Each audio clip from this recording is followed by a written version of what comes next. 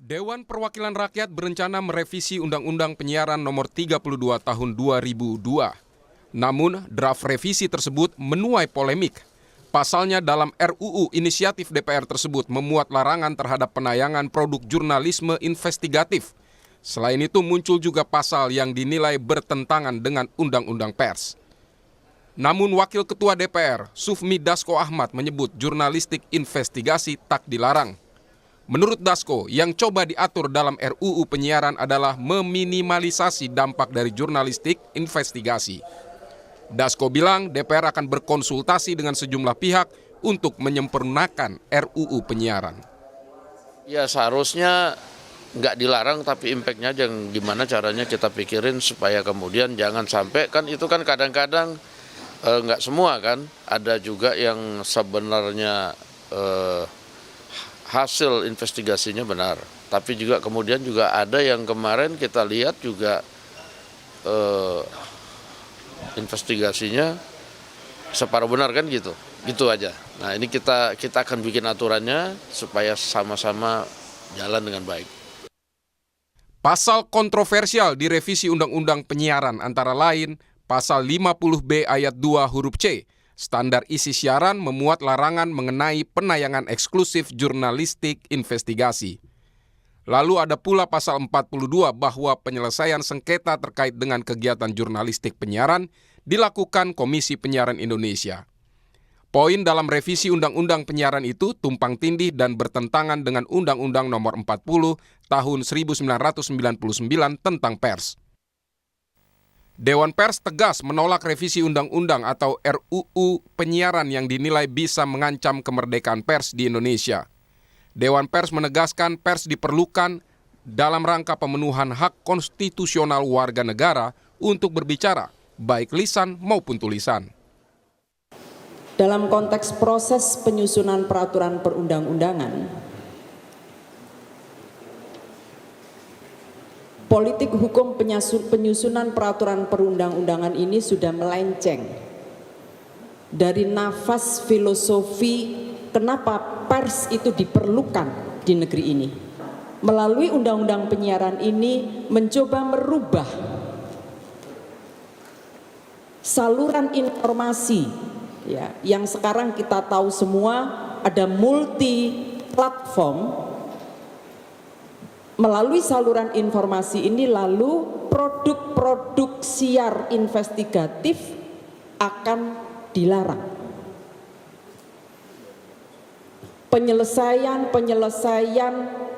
konflik pemberitaan akan diselesaikan bukan dengan cara etik, tapi penyelesaiannya dilakukan secara hukum pidana. Penolakan juga datang dari Ikatan Jurnalis Televisi Indonesia atau IJTI. IJTI menolak pasal-pasal yang berpotensi mengancam kebebasan dalam karya jurnalistik. IJTI mengklaim pasal-pasal tersebut bisa membuat publik tidak dapat memperoleh informasi seluas-luasnya dari karya jurnalistik berkualitas.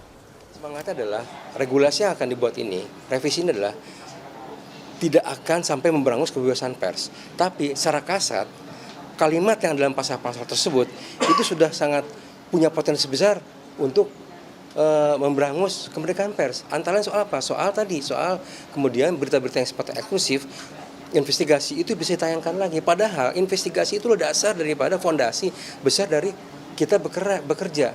Kenapa? Pembuat undang-undang perlu memerhatikan masukan dari komunitas pers. Pembuat undang-undang jangan sampai mengebiri kebebasan pers dan hak masyarakat untuk mendapatkan informasi. Tim Liputan Kompas TV. Kami bahas kontroversi Undang-Undang Penyiaran ini bersama anggota Komisi 1 DPR RI Bobi Adityo Rizaldi dan Direktur Eksekutif Lembaga Bantuan Hukum Pers Ade Wahyudin. Mas Bobi, Mas Ade, selamat malam. Selamat malam. Selamat malam. Terima kasih seluruhnya sudah hadir dalam diskusi kami.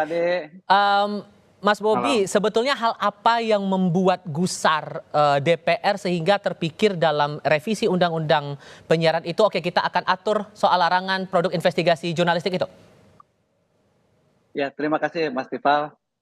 Pertama-tama justru kami ini apresiasi juga kepada rekan-rekan di media dan publik atas masukan dan aspirasinya ya ini mungkin setelah pemilu menjadi cukup ramai ya dipolemikan, tapi mungkin izinkan kami menjawab sebelum nanti ada rapat dengar pendapat secara formal. Jadi sebenarnya yang disampaikan itu mungkin ini harusnya biasanya kalau dulu kalau Dewan Pers waktu pada zamannya Pak Bagirmanan, Pak No, Pak Azumardi Azra, semua memberikan statement itu biasanya berkomunikasi dengan Komisi 1 dengan pimpinan-pimpinan kami. Nah, kan tetapi kami akan mencoba menjawabnya. Pertama, seharusnya kekhawatiran itu tidak perlu ya, karena yang disampaikan oleh Pak Sumi Dasko itu betul. Kalau dilihat itu harus secara keseluruhan.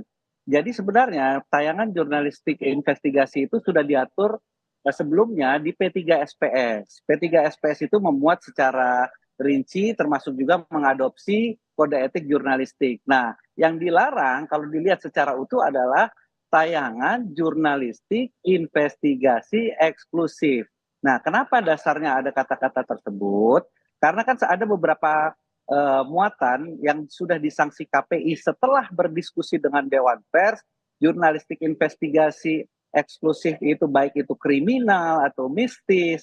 Nah, intinya kalau tidak salah itu ada 3 kegiatan dalam jurnalistik investigasi, yaitu adalah bagaimana mengumpulkan berita seperti informasi seperti kameranya itu harus tersembunyi, apakah itu harus meminta izin, mengumpulkan, mengolahnya dan mempresentasikannya. Nah, kebanyakan yang melanggar kode etik jurnalistik itu adalah proporsionalitas waktu dia memberikan pandangan-pandangan. Nah, ini yang banyak menjadi sanksi. Nah, oleh karenanya kalau dilihat jurnalistik investigasi eksklusif itu yang tidak diinginkan adalah eksklusifnya, bukan Apa salahnya tayangan eksklusifnya menurut Anda? investigasi. Jadi karena begini, kalau publik itu berhak berdasarkan pasal 28F itu mendapatkan informasi yang sebenar-benarnya. Kalau dia hanya eksklusif pada satu kelompok media saja atau satu media tertentu, itu kan kalau pandangannya sisinya bisa tidak berimbang, tidak bisa dibahas oleh media lain berdasarkan investigasi, berdasarkan istilahnya proporsionalitas dari media lain. Nah, ini yang dikhawatirkan berbahaya memberikan pandangan kepada masyarakat yang tidak berimbang. Jadi bukan jurnalistik investigasinya, tapi jurnalistik investigasi eksklusif. Jadi eksklusivitasnya sebenarnya yang mau diatur ini. Itu yang pertama. Lantas yang kedua, ini saya lanjutkan. Yang silakan, singkat saja. Yang soal masalah sengketa itu di Dewan Pers. Ya dari dulu kita kan ini hanya meneruskan saja dari Undang-Undang Pers tahun 99 sama Undang-Undang Penyiaran 2002, sengketa lembaga penyiaran itu memang di KPI. Karena lembaga penyiaran itu kan bukan badan pers. Undang-Undang Pers itu mengatur adalah di badan pers, insan pers. Karya jurnalistik itu ada jurnalistik penyiaran dan non penyiaran. Yang diatur dalam undang-undang ini adalah jurnalistik di penyiaran yang adanya di lembaga penyiaran, bukan di lembaga pers. Jadi tidak ada masuk tumpang tindih di situ. Nah, inilah kiranya yang mungkin bisa kita sampaikan agar tidak menjadi miskomunikasi, salah paham yang harusnya ini redaksional. Nah, mungkin kita masukan ini akan memperbaiki redaksional legal drafting agar sama persepsinya. Mas Ade, merespon dari penjelasan Mas Bobi tadi, gimana posisi LBH Pers? Ya, sebenarnya kami sangat menyayangkan ya pasal yang secara spesifik sebenarnya itu melarang jurnalistik investigasi. Banyak pihak asosiasi pers juga menolak karena memang definisi jurnalistik investigasi sendiri itu kan sudah terjemahkan di dalam undang-undang pers. Dan jurnalistik investigasi itu kan sebagai kanal yang efektif dan aman untuk whistleblower yang kemudian dia biasanya mengungkap kasus korupsi, kasus kejahatan lingkungan gitu ya. Kalau yang tadi disampaikan Pak Bobi misalkan terkait dengan yang tadi soal mistik ataupun terkait yang sudah dilarang oleh KPI, sudah diputus oleh Dewan Pers, saya pikir itu perlu juga dikaji apakah itu bagian dari jurnalistik investigasi atau memang bukan gitu. Karena kalau kita menggunakan kegiatan jurnalistik, karya jurnalistik, itu jelas di Undang-Undang Pers disebutkan terkait dengan kegiatan jurnalistik, konten jurnalistik itu tidak boleh dilakukan penyensoran ataupun pelarangan penyiaran. Jadi kenapa dianggap sebagai pasal yang bertentangan dengan Undang-Undang Pers? Karena di Undang-Undang Pers sendiri itu di pasal 4 disebutkan gitu ya. Dia tidak boleh dilarang terhadap penyiarannya. Oke, kalau Begitu. kemudian yang dipermasalahkan adalah soal eksklusivitas yang coba diatur dalam revisi undang-undang ini. Menurut Anda gimana, Mas Ade? Ya, terkait nah saya juga belum mengerti betul apa yang dimaksud dengan eksklusivitas, karena kan setiap kerja jurnalistik itu kan mereka memiliki ruang redaksi sendiri. Mereka punya agenda tersendiri untuk meliput suatu yang menurut mereka adalah itu memiliki kepentingan publik. Jadi saya pikir ketika dia sudah dikemas dalam produk jurnalistik gitu ya, dan itu kemudian disampaikan kepada publik, itu adalah hak yang memang dijamin oleh undang-undang pers gitu. Bukan berarti bahwa media lain tidak boleh memberitakan itu, media lain boleh gitu. Tergantung dengan redaksinya, apakah kemudian menurut redaksi tersebut itu memiliki news values-nya gitu ya, menurut redaksi tersebut, atau memang tidak. Jadi tidak ada larangan bagi karya jurnalistik untuk kemudian direproduksi ataupun bahkan diliput melalui angle lain gitu. Saya pikir begitu sih. Oke, Mas Bobi, ini terakhir yang disampaikan Ketua Komisi 1, Mbak Mutia Hafid, yang juga pernah berkecimpung di industri ini juga begitu sebagai wartawan media penyiaran. Dia menyampaikan bahwa RUU masih sangat dinamis, penulisan draft belum sempurna dan cenderung multitafsir. Dan dalam rapat internal komisi, sepakat Panja Komisi 1 akan mempelajari ini kembali. Sehingga akan ada kemungkinan bahwa RUU ini, revisi ini akan dibahas lagi dengan pelibatan sejumlah aliansi pers. Ya, itu tadi, Mas. Ya, jadi kita kan melihat bahwa redaksional legal drafting kita ini masih menimbulkan misinterpretasi. Padahal kalau dari substansinya kan itu tidak terbantahkan. Jadi substansi itu memang harus kita atur. Dan itu sudah ada sebelumnya. Jadi terima kasih masukan itu akan mungkin memperbaiki redaksional. Karena tadi yang berulang-ulang disampaikan kan bukan ada pelarangan jurnalistik investigasi. Yang dilarang itu adalah eksklusivitasnya agar ada media lain yang mampu menampilkan substansi serupa dengan proporsional yang mungkin berbeda dengan satu hal tersebut.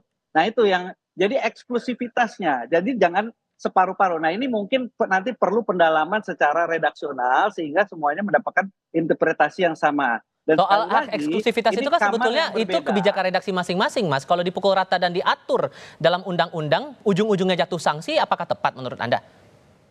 Ya itu yang sudah terjadi selama ini. Jadi banyak yang mendapat sanksi itu karena dalam presentasinya itu tidak proporsionalitas. Dan sekarang kan ada mungkin yang harusnya menjadi tugas Dewan Pers adalah publisher right.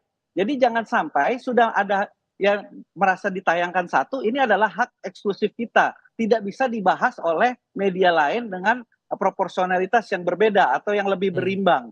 Nah ini, jadi yang sebenarnya yang dimasalahkan itu adalah eksklusivitasnya, bukan jurnalistik investigasinya. Nah ini sebenarnya sudah diatur di dalam P3SPS, di mana lembaga penyiaran itu tunduknya pada P3SPS. Sedangkan industri pers itu adalah kamar yang berbeda. Oke, kalau soal pernyataan dari Wakil Ketua DPR juga nih Mas Ade yang bilang bahwa RUU ini coba untuk menekan, meminimalisasi dampak dari produk jurnalistik investigasi itu. Sejauh mana kemudian LBH Pers menangkap pernyataan ini, Mas Ade?